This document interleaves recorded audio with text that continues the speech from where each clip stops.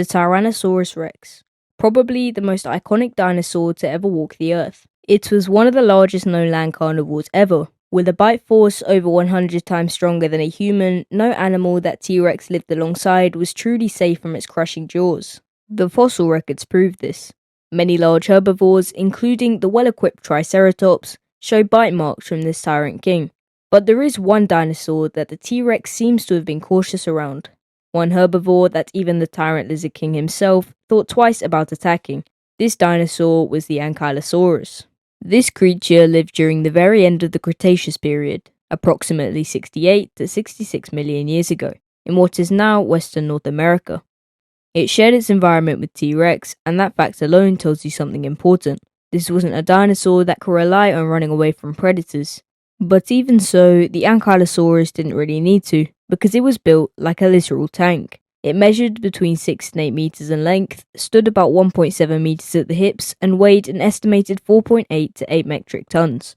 To put that in perspective, that's roughly the weight of a school bus, but built much lower to the ground with a significantly broader body profile. The name Ankylosaurus means fused lizard, referring to the extensive bone fusion throughout its skeleton. The skull bones were heavily fused as well as the tail vertebrae being interlocked to form a rigid handle. But what made Ankylosaurus truly formidable was its defensive armor. The entire dorsal surface, its back, sides, head, and even portions of the tail, was covered in thick bony plates called osteoderms. The osteoderms varied in size and shape across the body. Small, rounded nodules created a continuous shield over much of the animal, while larger flattened plates covered critical areas like the shoulders and back. The largest osteoderms could be the size and thickness of a brick, embedded directly into the skin and backed by thick layers of collagen fibers. Ankylosaurus armor distributed impact forces across a wide area and absorbed them through those internal collagen fibers. Even the skull was heavily armored. Bony plates covered the top and sides of the head, and unique bones shielded the eyes during attacks. A T-Rex trying to bite an Ankylosaurus head would essentially be biting a solid block of reinforced bone. But armor alone doesn't explain why T-Rex would avoid Ankylosaurus. Plenty of herbivores had defensive adaptations. What made Ankylosaurus genuinely dangerous was its tail club. The tail club of Ankylosaurus was a sophisticated biological weapon. It consisted of 2 main components, the handle and the knob. The handle was formed from interlocking tail bones that had limited vertical flexibility, but could swing laterally through approximately 100 degrees. At the end of this handle sat the knob, large terminal osteoderms that had fused together to form a massive bony club. In large Ankylosaurus specimens, these clubs could reach 60 centimeters in width and weigh upwards of 30 kilograms or more. Now here's where it gets really interesting, because in 2009, paleontologist Victoria Arbour published a detailed biochemical analysis of ankylosaurid tail clubs. Her research calculated the actual impact forces these weapons could generate. The results were remarkable. A large Ankylosaurus tail club could swing with an impact force of up to 4,800 newtons. For comparison, a professional baseball player swinging a bat generates about 13 newtons. The tail club was generating forces nearly 370 times greater than an elite human athlete.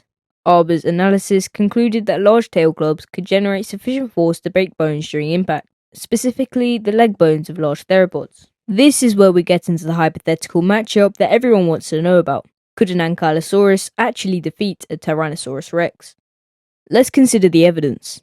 There's a famous T-Rex specimen, Sue, which is the most complete T-Rex skeleton ever found, currently being displayed at the Field Museum in Chicago. Sue has a healed fracture of the fibula, one of the lower leg bones. The injury shows evidence of osteomyelitis, a bacterial infection that complicated the healing process. Some paleontologists have suggested this injury could have been caused by an Ankylosaurus tail club.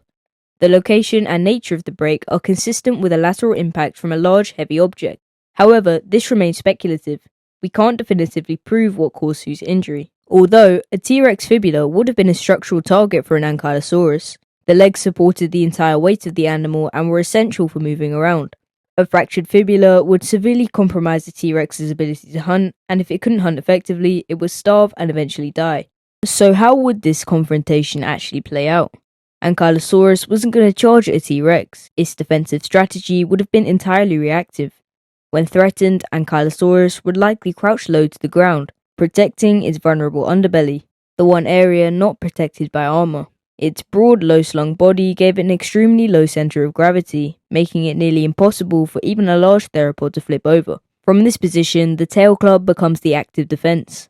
The tail could swing through a wide lateral arc, creating a dangerous zone that a predator had to navigate. A T-Rex approaching from the side or rear would risk a devastating blow to its legs or lower body.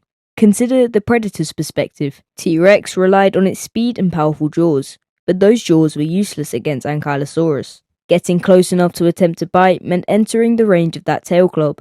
A single well-placed hit could cripple the predator for life. Now, there is some intriguing fossil evidence of Ankylosaurus combat. Though not necessarily with T-Rex, a closely related Asian Ankylosaurus shows a serious injury that might have been caused by a Tarbosaurus, the Asian relative of T-Rex. The nature of the damage is consistent with a theropod bite, though other explanations are possible.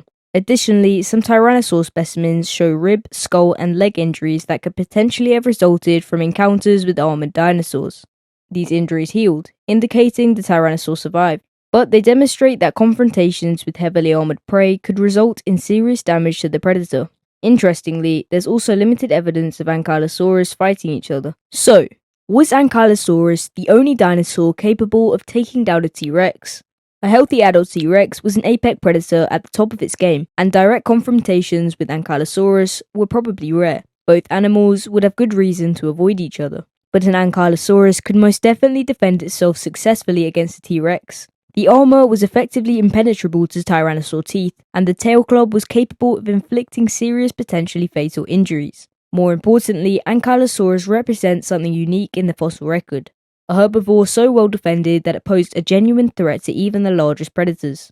Most prey animals rely on flight or herd behavior for protection. Ankylosaurus stood its ground. I hope you enjoyed the video, and as always, let me know your thoughts in the comments. And I guess that's about it. See ya.